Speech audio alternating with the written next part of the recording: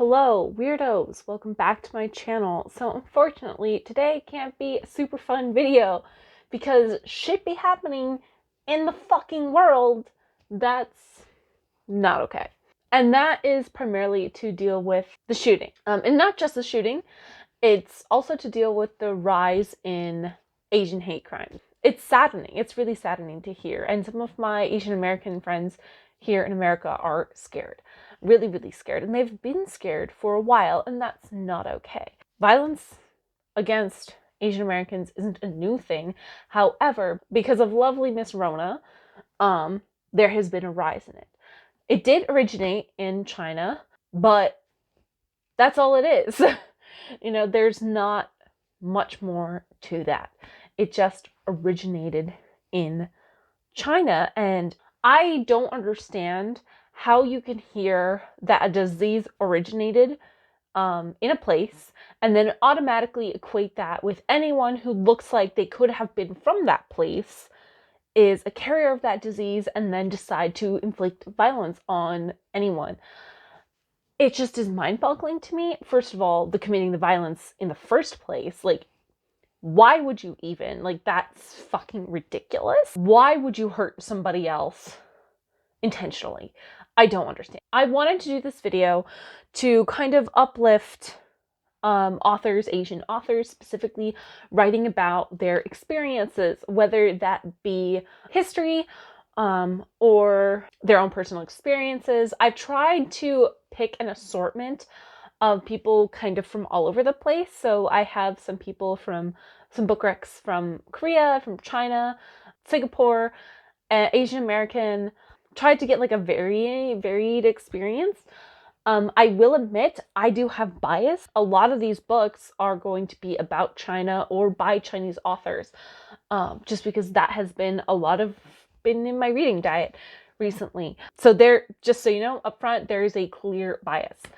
With that being said, let's get started talking about the books, because a lot of these books I fucking love and ended up on my favorite books of 2020. God damn, some of these books are just so fucking good and make me feel so many emotions. Okay, so the first one is a book I read in 2019, and that is 1,000 Miles to Freedom, My Escape from North Korea by In-Sun Kim and Sebastian Faletti. And this blew me away. I admittedly, going into this, I did not know a lot about North Korea outside of MASH, the TV show. But this is about this young woman's journey and the fight that she went through and her mom went through to get out of North Korea and what they did and how she has persevered going through things like starvation and the differences between the Korean languages in North Korea and South Korea, because those languages are diverging. I find it very, very interesting on a linguistic level how those two languages are changing. It's so cool to see. Anyway, like, that's a huge barrier because the languages are becoming so different now. And also there's a little bit of like body positivity thrown into this too. It's so interesting. And this also, like, her journey, it takes her from North Korea to China to Mongolia. It's really, really cool. I find it really, really interesting, and I loved it. I think I rated it 5 stars when I read it. So if I know there are a bunch of memoirs out there that are fabulous about people's journeys out of North Korea, this is just the one that I picked up and I wound up loving. Moving on. The next book is an oldie but a goodie, but I loved it when I read it, and that is The Joy Luck Club by Amy Tan. I read this late in 2020, but it was so good. Amy Tan is a Chinese American author, so I love the dynamics that she brought between all of the characters. So you're following 4 sets of mothers and daughters. So if you really love learning about mothers and daughters and their dynamics, which I really do, and seeing the strains between them, because many times the mothers, all the mothers in this book, they are all the immigrants themselves. So they're all the women who went from China to America. And the daughters, they're like the first generation of growing up on American soil and dealing with all of those complex feelings. And yes, this was written in the 80s. And a lot of the struggles that these women deal with, and especially the daughters deal with, and their dynamics with their mothers, a lot of that haven't changed. Like, I'm reading this book right now, and I'm like, a lot of the same things that are being echoed in this book I'm reading right now, which is Frankly in Love. I haven't finished it, which is why it's not on this list, but also very good from what I'm reading it. I've got like 2.5 hours left in the audiobook. I really, really enjoyed it, and I really, really loved it. Again, mother-daughter relationships, something I love, and I love exploring the tensions and the difficulties that can come with being like the first generation and having your parents be immigrants, because that can be a really, really tough situation. There you go. That's this one. And also, Amy Tan is just a prolific writer too. Has a bunch of other books that are really, really good that I haven't gotten around to yet. This is just the one from her that I've read and I loved. So there you go. The next book is a comic book graphic novel. Tomato, tomato, in my opinion. Okay, next book is They Called Us Enemy. This is by George Takei. This is a memoir in the version of a comic book, so here's some view of the art. This is about his experience in the internment camps and during World War II. So if you remember, you know, what happened with World War II? Pearl Harbor attack, which is the main thing that made FDR be like, okay, now we got to attack these Japanese. There was a rise again in Asian American violence, and just a giant wave of racism against Asian Americans in America at the time, which ultimately led to the internment camps. You know, George Takei was very, very young at the time. He was, you know, a little boy, baby boy. So these are all Japanese Americans primarily, and George Takei is a Japanese American fabulous actor. Check out any of his work. Fucking love him, especially on the OG Star Trek. But another role I love him in is actually as Hiro Nakamura's dad in Heroes. Also, Hiro Nakamura, fucking love that character. He's a G in my opinion. Like, he was my favorite on Heroes. Anyway, so I'm just giving you all sorts of recs in this video, and it's just a heart-wrenching story. I think the way that George Takei is able to tell us and the message he gives us at the end, it's so good. I read this again in 2019 and again, fucking loved it. It was so good. But there's also a really, really good podcast that I listened to from Radiolab. I'm gonna link it down below because, again, it was so good. And it talks about, actually, I don't think it was Radiolab. It was the spin-off podcast about court cases called More Perfect? I don't remember exactly, but I'll link it below. And it's talking about the Supreme Court case of this one Japanese man who decided he wasn't going to go into these internment camps during World War II and what happened. Very interesting. I need to re-listen to it. It was so good. Next one is from someone that I freaking love. This next one is Dear Girls by Ali Wong, and I fucking love Ali Wong so much. I think she is just so funny, and I enjoy her stuff so much. And I bought her book. I fucking loved this book. I gave it 5 stars. I loved it. I think she's so funny. But this book is essentially a long letter / series of letters written from her to her 2 daughters, who are featured in her stand-up specials. If you don't know about those, look those up on Netflix. They are so funny. I really love them. But this goes from everything from dealing with what it is like to be a Vietnamese American, because Ali Wong is a Vietnamese American, to dealing with miscarriages, to all of her weird sexual adventures. And it's just such a fun romp. I really, really enjoyed it. I think it's a lot like her stand-up specials, but in written form. And I would highly recommend the audiobook for this one too, because she reads it. I really enjoyed this book. Oh my god. It says on the back, It says, "Dear girls, you are prohibited from reading this book until you are 21 years old. I write about some truly embarrassing shit I did in my youth. I don't want you to use these stories against me when you are teenagers. Thanks for understanding." Put this damn book back on the shelf. I love her energy. And again, it just, so good. So fucking good. Okay, I'm gonna, next one. I can't. Okay.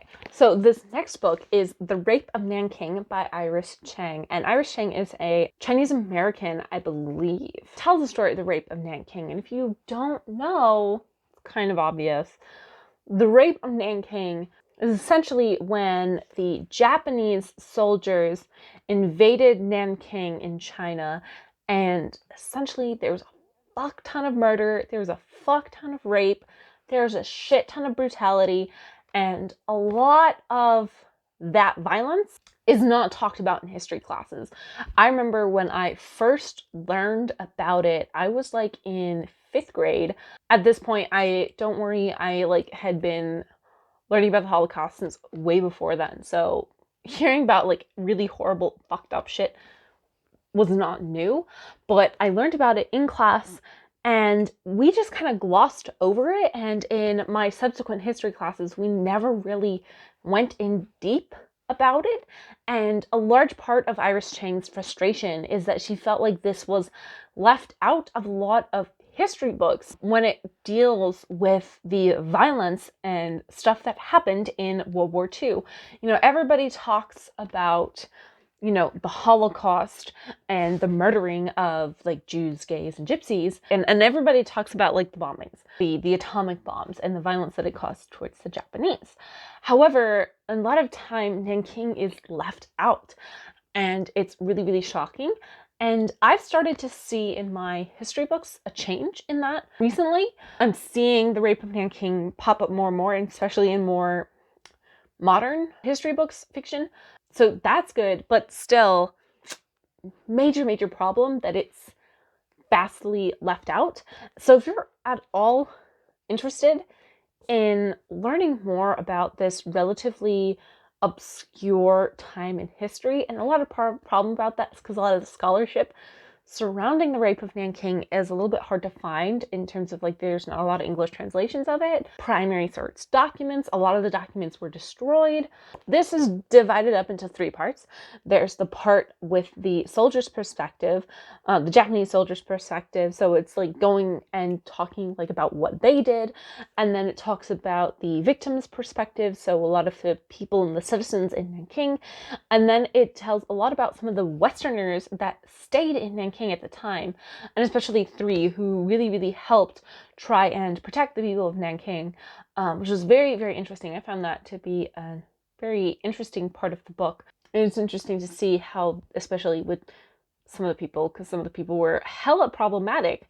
But yeah, really tough stuff to fucking read, but also really important in terms of like understanding history. This next book is The Good Women of China by Xiran. There's a video released recently which partially inspired me to make this video.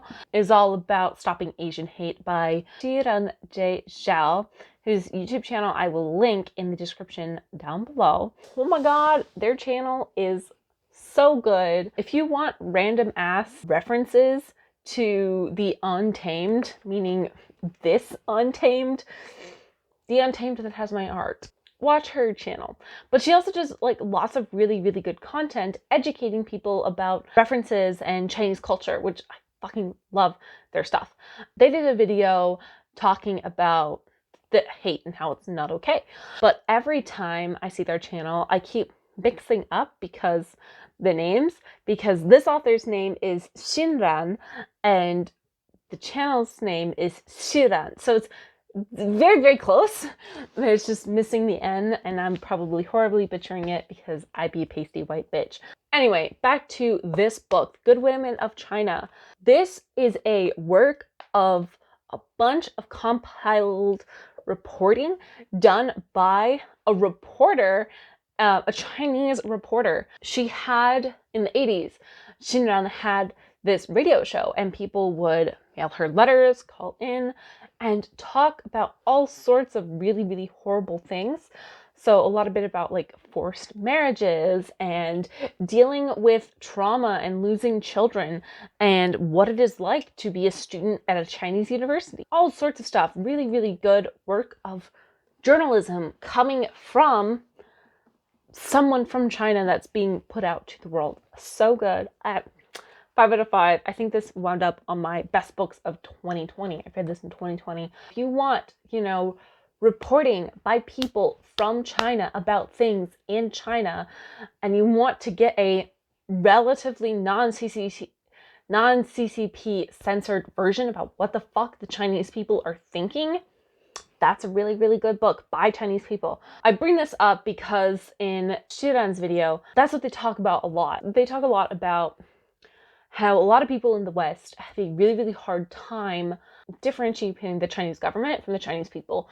And it's really, really hard to do if you don't actually go there, or if you don't actually know anyone who's actually Chinese, which I say I would definitely agree with that. My concept of what it was like to be a Chinese person was totally different before I went to China rather than after I went to China. Yeah, if you want to understand that not all people in China toe the CCP line, then definitely pick up books like these.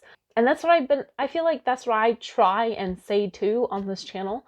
Anytime I read any books kind of like this or talk about Chinese culture, is that, Chinese culture is not a monolith. It's so different anywhere you go, whether you go to Beijing or Chengdu or Yunnan, they're so different. It's even more than saying that Southern culture is different from Midwestern culture, which is different from like California culture. It's so much different than that. Like the languages are, the dialects there are practically their own language, which is something that we don't see in the States. I don't know, did that rant make any sense? I'm trying my best here. Really, really good look at like some of the civil rights abuses that are happening in China. Some of them are still happening, but that were happening in the 80s. And also just a look to see that like what it is like to be a woman in China. Xiran does a really good job of interviewing people from all over China, from all different sorts of economic backgrounds. Anyway, so good. I can't gush about this book enough. It's a short little one. Unfortunately, this does not have an audiobook, so you will have to read it with your eyeballs. Just know that. Okay, another one. Do I have a bias here when reading books by Chinese women? Yes. And that, I think, is even more evident when we talk about this guy. This is Wild Swans. This is by Zhang Chang. I loved this. Okay, this is a multi-generational like saga. It is nonfiction. It's really interesting to get a view of China and Chinese history through these three women's stories. So you have Zhang Chang's grandma, then you have her mom, and then Zhang Chang herself.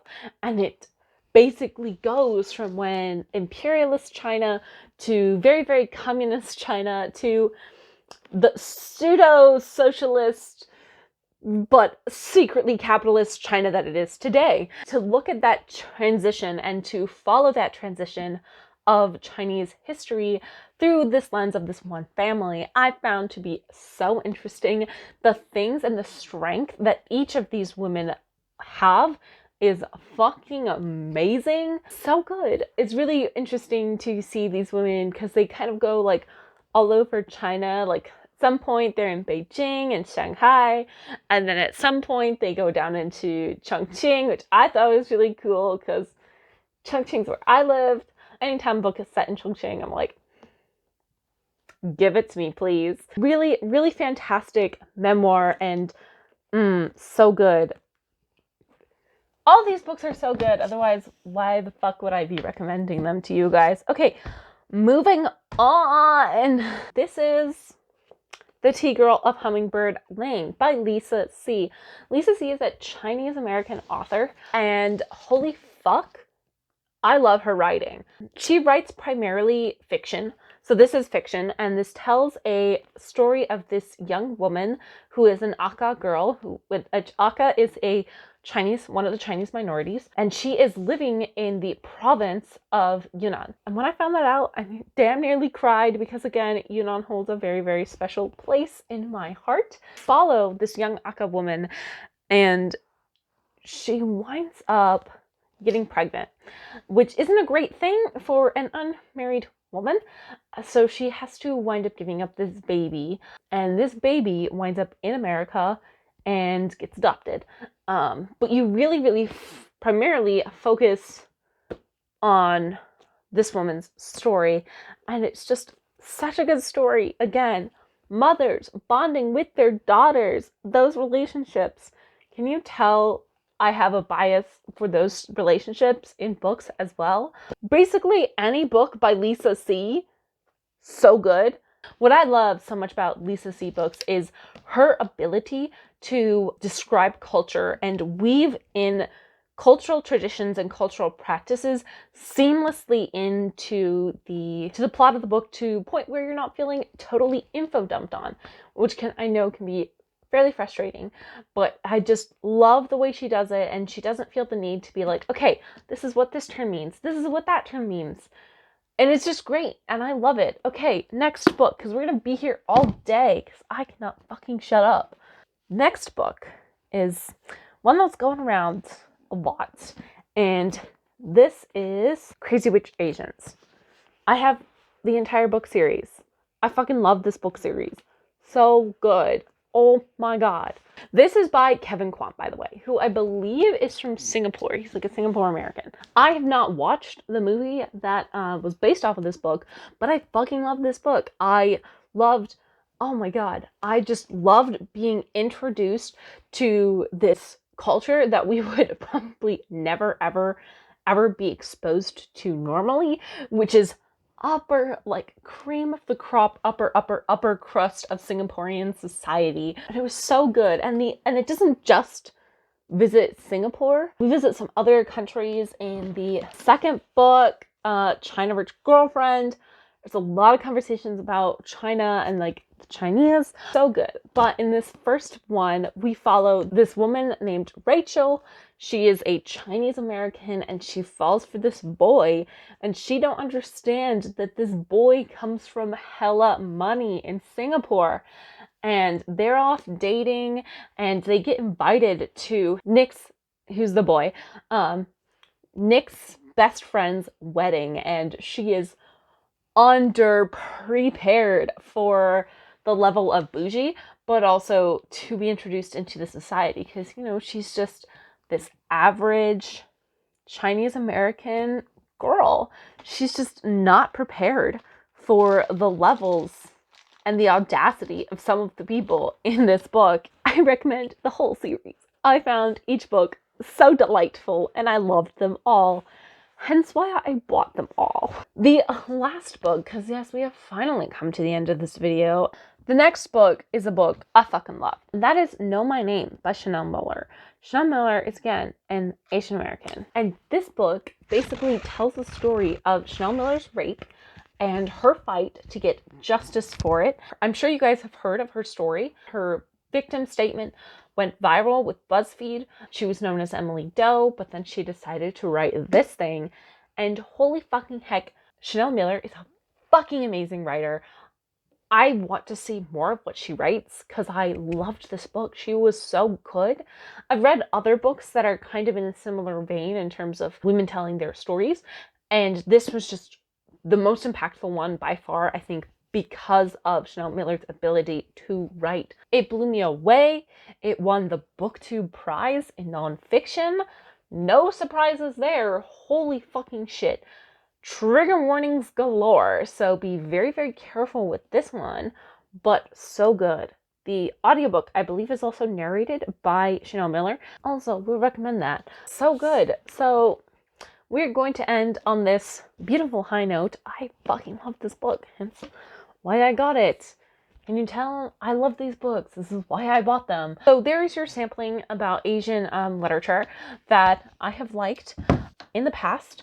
If you want more recs, let me know and I will do more, because I have more recs. I have more books that I have read and loved by Asians. Let me know if you want to do one that's like more just like general, like genre specific recs, because there are some that I disqualified because they weren't necessarily written by Asians. There are some really, really fucking fantastic ones done by other people that are either about Asian history or like works of reporting. I just wanted to, in the sake of lifting up Asian voices, to do this and to bring attention to this issue. That was a lot. I feel very, very taxed. All I want to do right now is cuddle up with my doggo. She's over on the bed. She declined to join me today. Unfortunately, I also had to put all these books back on my bookshelves. Bye, thank you. Let me know what you thought in the comments down below. Like, share, subscribe. You guys know. Alright, bye.